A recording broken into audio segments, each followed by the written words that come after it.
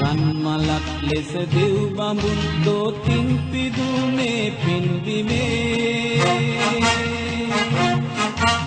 පස් පිටක් ගිලිහි නොයන්නට රන් වැටක් ඇත සිව්කොනේ නිත්පුරා එක හීනයේ මුළු ලෝකයා නිදනාරයේ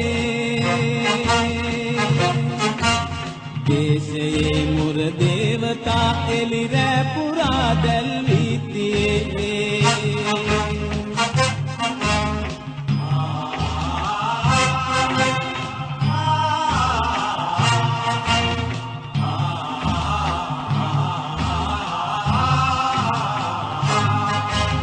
ලෙහි හොවා වැඩු සිය පුතුන් අත අවිදරා වැද රණ මතින්